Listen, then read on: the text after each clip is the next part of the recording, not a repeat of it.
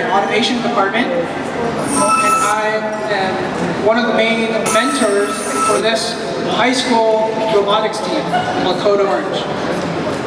And we'd like to tell you a little bit about FIRST and about our team. So I'm going to let Chaitanya tell you about that and show some videos, and then we're going to demo the robot later, okay?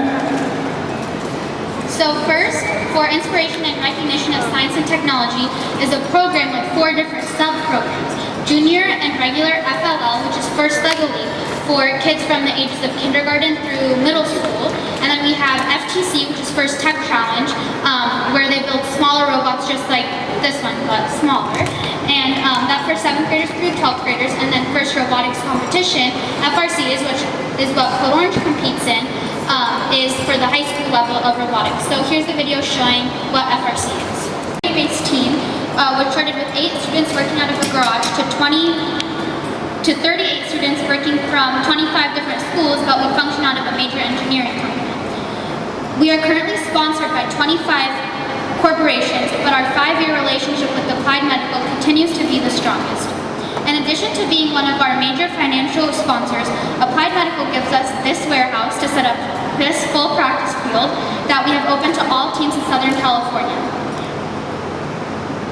We also have 8 mentors coming from Applied Medical who give us hands-on training, and through them, 16 of our Code Orange students and college-age mentors this year received internships at Applied Medical this summer.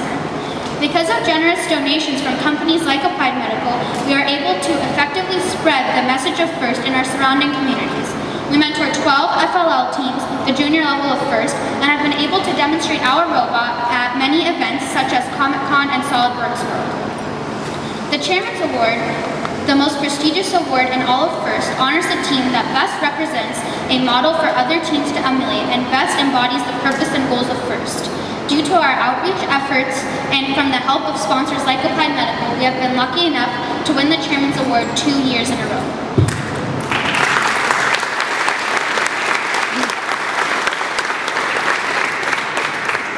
So every year on the first Saturday of January, FRC teams from all over the world are given a challenge, like the Cycle Rush is this year's challenge, and we're given 6 weeks to build a robot that can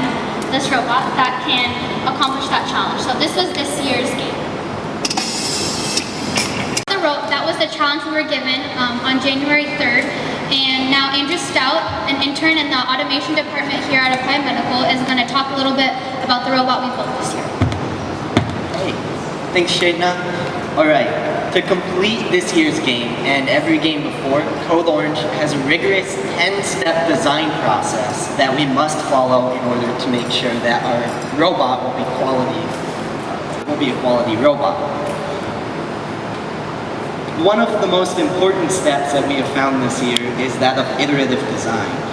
That we'll continue to build a second robot after the season is over, so that we'll be able to make changes in between and before competitions.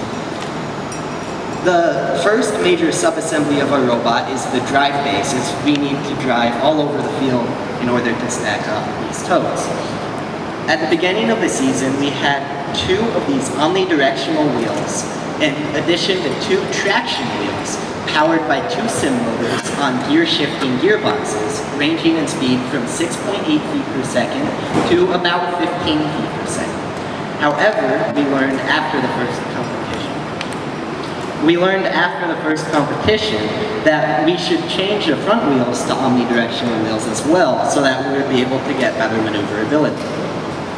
Our front intake is designed with 2 AndyMark 550 motors, and powered by pneumatics so that we can grip the totes and pull them into a pre-positioned location so that we're able to stack up the totes as efficiently as possible.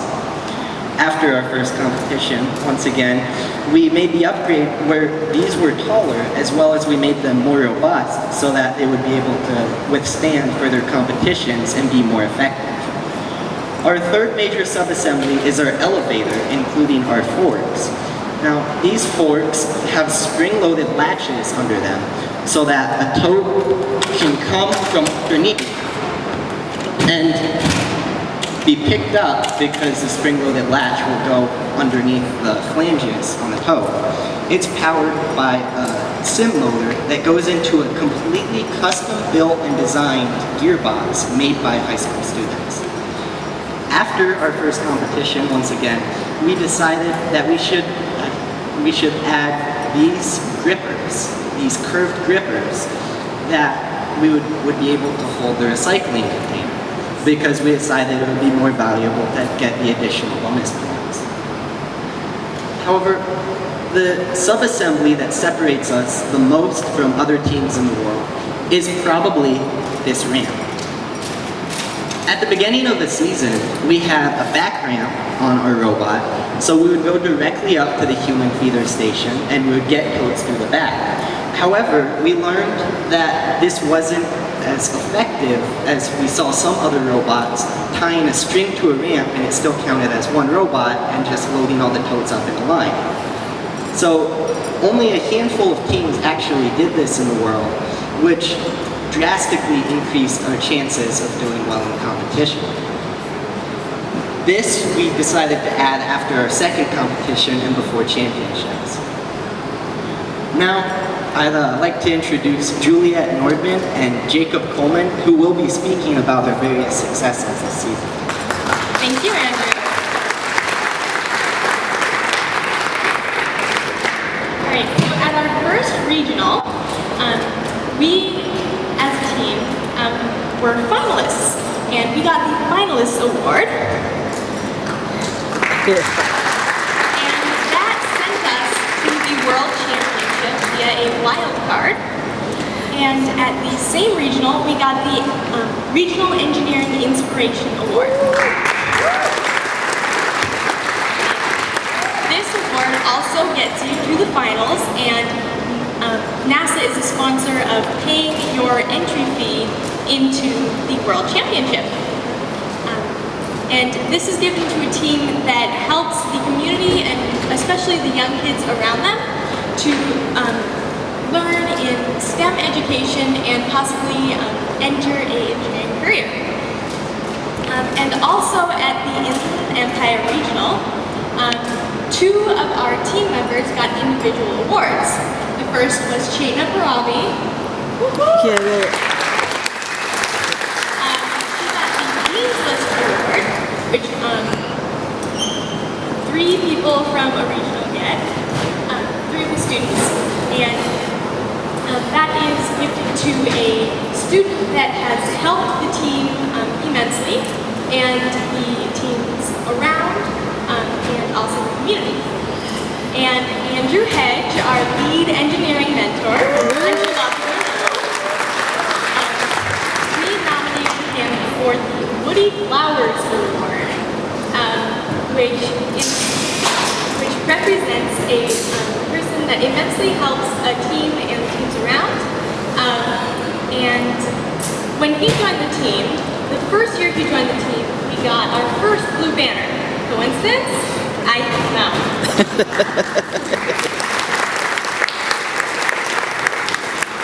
And at our second regional, we were finalists yet again, and yet again, it gave us a spot in the World Championship.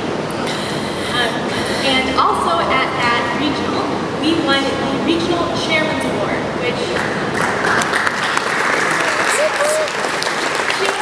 has previously talked about, but we did win that the second time in a row at the same regional, and it is the most honored and highest award you can get in first. So that also sent us to the World Championship, and at this World Championship, we won our division, which only 32 out of over 3,000 teams get that opportunity.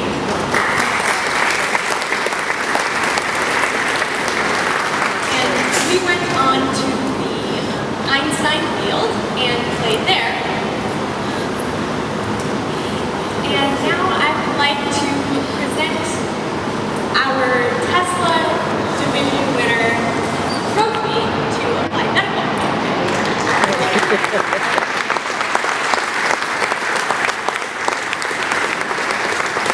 We all just wanted to thank you as much as we possibly could for all you've done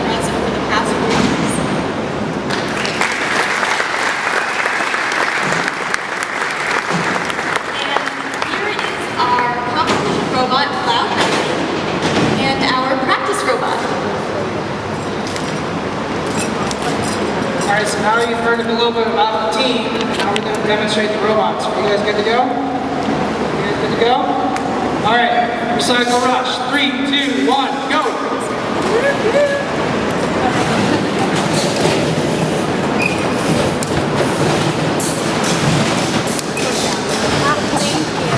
My walking skills are so good.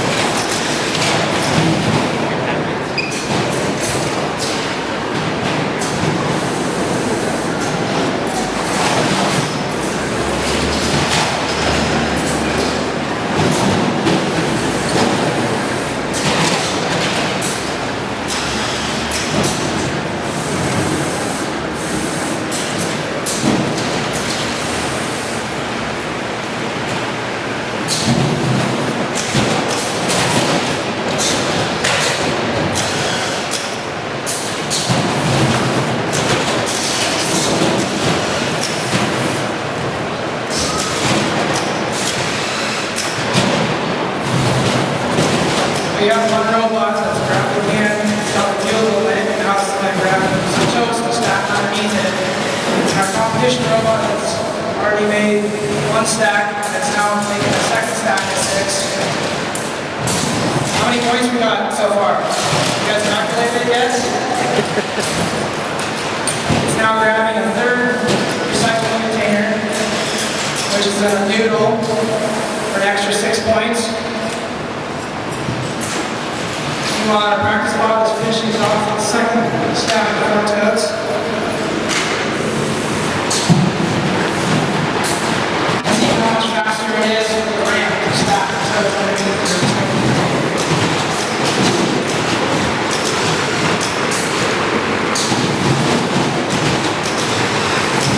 And 4 toes, 5 toes, 6 toes. Keep in mind this is a 2-minute match. In the competition, we were able to do 4 6-packs, all with RC scanning wheel. There you go.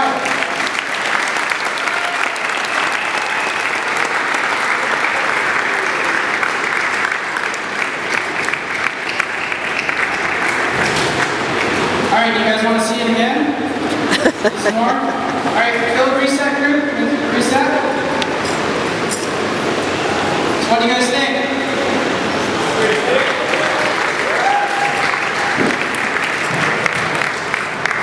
This is what happens at competition.